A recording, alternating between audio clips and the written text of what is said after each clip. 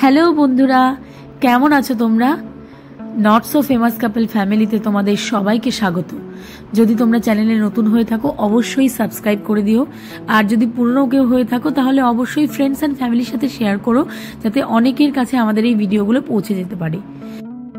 তো আগের দিন যেমনটা দেখলে আমরা কোচবিহার থেকে রওনা দিয়ে দিয়েছি তিরুপতির উদ্দেশ্যে। প্রথমে আমরা ব্যাঙ্গালোর এয়ারপোর্টে পৌঁছে গিয়েছিলাম, আর সেখান থেকেই আমরা এখন তিরুপতিতে যাচ্ছি। তো চলো দেরি না করে ব্লগটাকে শুরু করা যাক।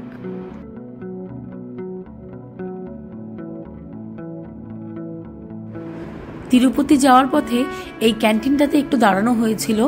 বাচ্চা কাচ্চা বয়স্করা ছিল, যদি কেউ ওয়াশরুমে যায় চা খায়, তো এখানে কিছুক্ষণ দাঁড়িয়ে স্ন্যাক্স চা খেয়ে তারপরে আমরা আবার তিরুপতির পথে রওনা দিলাম।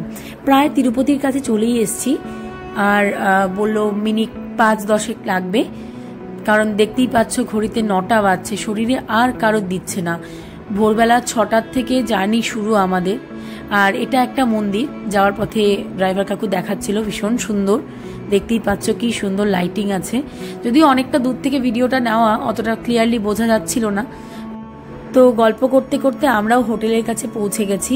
ভীষণ আনন্দ হচ্ছিল, কারণ সকাল থেকে জার্নি করে একটুও কোথাও রেস্ট করতে পারিনি আমরা। তো ভাবছিলাম হোটেলে গিয়ে একটু ফ্রেশ হলে শরীরটা একটু ভালো লাগবে।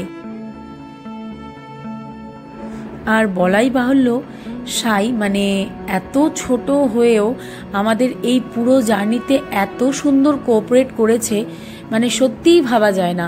ভোরবেলা 6টা থেকে এক নাগারে আমাদের সাথে সেমভাবে জার্নি করছিল। যেখানে যেভাবে আমরা চলছিলাম ও ঠিক সেইভাবেই আমাদের সাথে চলছিল। কোনো রকম কান্নাকাটি বা বিরক্তিকর কোনো পরিবেশ ও কিন্তু করেনি। যাই হোক, তো চলো এখন ভেতরে যাওয়া যাক। সবাই তো প্রায় ঢুকেই পড়েছে। ভেতরটা তোমাদেরকে চলো ঘুরিয়ে দেখাই। এটা হলো তিরুপতি তাজ, ভীষণ সুন্দর একটা হোটেল।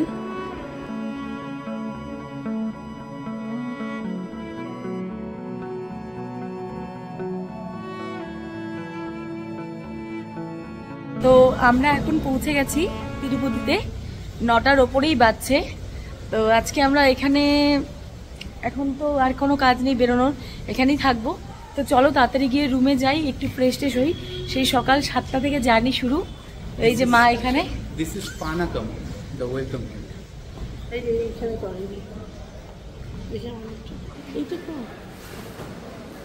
ও সরি সরি সরি সরি, এটা কি মা রাম না? কোন দিকে মা? আচ্ছা, এদিক থেকে ফেসটা আসবে কি? ভীষণ সুন্দর মানে ইন্টেরিয়ারটা না?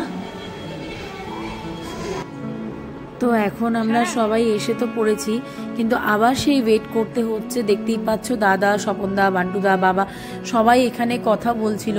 যদিও দাদা আগে থেকে হোটেলের বুকিং করে রেখেছে, ওরা কয়েকদিন আগেই এসছিল, সমস্ত কিছু ঠিক করে রেখে গিয়েছিল যাতে সবাইকে নিয়ে এসে কোনো বিপদে পড়তে না হয়। কারণ আমরা 1-2 জন না, টোটাল 17 জন মিলে এসছি। আর সাথে বয়স্করাও যেমন আছে সেরকম বাচ্চারাও আছে, তাই খুব একটা যাতে প্রবলেম না হয় তার জন্য দাদা সব কিছু আগে থেকে বুকিং করেছিল। তারপরেও যে একটা ফ্লোরে ওরা সমস্ত রুম আমাদের প্রোভাইড করতে পারছিল না, জন্যই এতটা সময় সেখানে দিতে হচ্ছিল। কারণ যতটা সম্ভব আমরা চেষ্টা করছিলাম যাতে একটা ফ্লোর বা পাশাপাশি রুম হয়, কারণ জানোই একটা ফ্যামিলি বা একটা গ্রুপের সাথে গেলে পরে আলাদা আলাদা ফ্লোরে হলে পরে খুবই প্রবলেম হয়ে যায়। আর যেখানে সবার সাথেই বাচ্চা বা বয়স্ক লোক আছে সেই জন্য। তো যাই হোক, আমি আর মা এখানে একটু বসে আছি, ওখানে ওরা কথা বলছে। বলো। ভীষণ ভালো লাগছে। এটা কি বারু না? বারু। মানে অনেকগুলো রেস্টুরেন্ট আছে।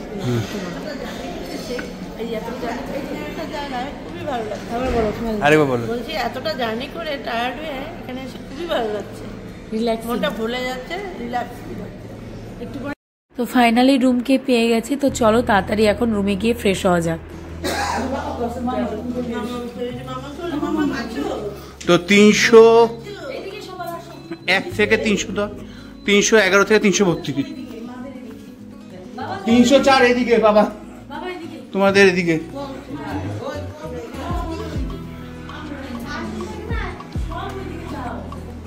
আমার সাথে আসতে থাকো। রুম নাম্বার বলো। 322।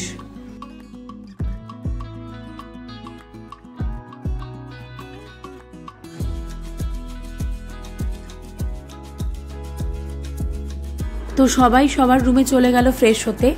আমরাও আমাদের রুম পেয়ে গেছি, 319 নম্বর রুম। তো চলো ছোট্ট করে তোমাদের সাথে একটা রুম ট্যুর শেয়ার করব।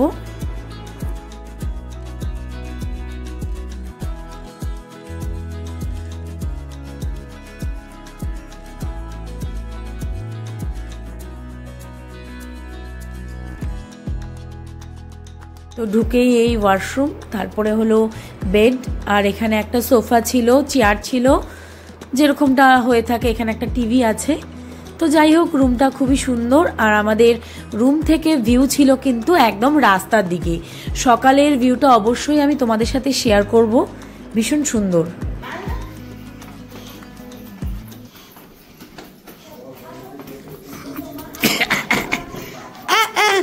বলো।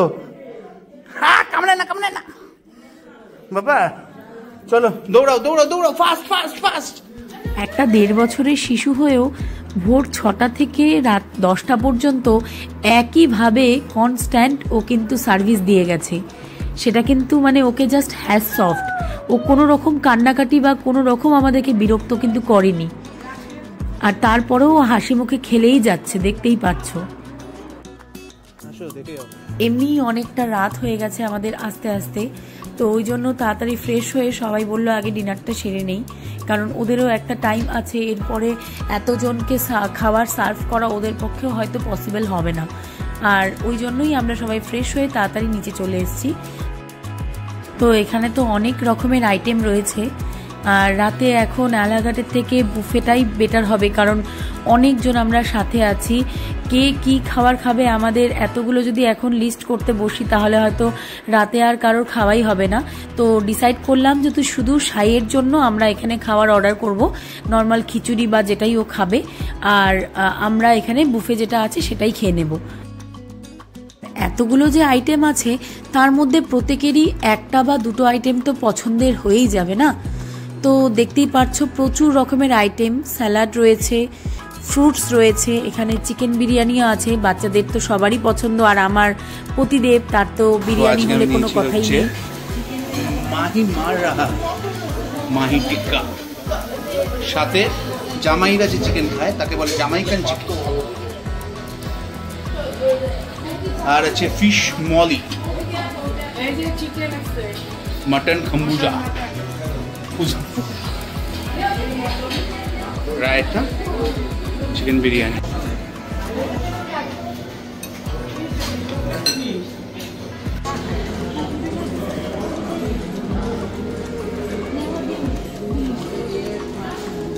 খাওয়া দাওয়া কেমন লাগলো আপনাদের? হ্যাঁ বলেন রিভিউ দেন।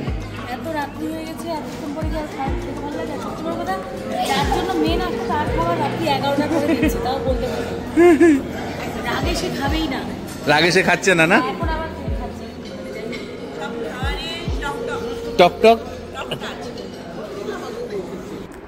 তো যেমনটা দেখতে পেলে এখানে কারোরই খাবার সেরকম পছন্দ হয়নি। আর এমনিও এই সাউথের দিকে যে কোনো হোটেলেই যাও না কেন, সেখানে কিন্তু খাবারের মধ্যে একটু টক ওরা বেশি ইউজ করে থাকে। তো সেটা আমাদের বাঙালিদের খুব একটা পছন্দ হয় না। আর সেই কারণেই আমার দাদা ছোটবেলা থেকেই কিন্তু সাউথের দিকে খুব একটা আসতে পছন্দ করে না। আর আমার মাসির বাড়ি সাউথে থাকায় আমাদের ছোটবেলাতেও অনেকবার আসতে হয়েছিল। আর বড় হওয়ার পর থেকে তো দাদাকে খুব একটা আমি সাউথের দিকে আসতে দেখিনি। ওর খুব একটা পছন্দ না এই খাবারটা, তার প্রথম একটা রিজন কিন্তু।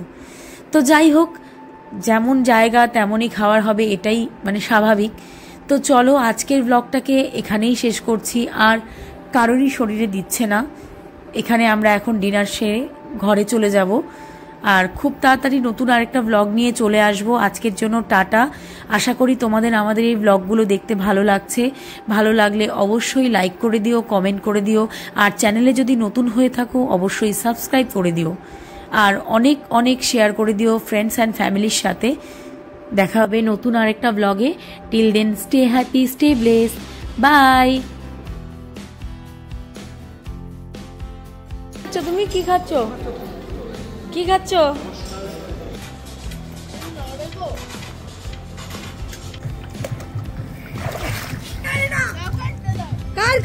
দেখি এখন আমরা সবাই মিলে বেরোবো ঠাকুর দেখতে যাওয়ার আগে। ঠাকুর মানে পুজোর ঠাকুর না, আমাদের বিউটি কাকে বলে।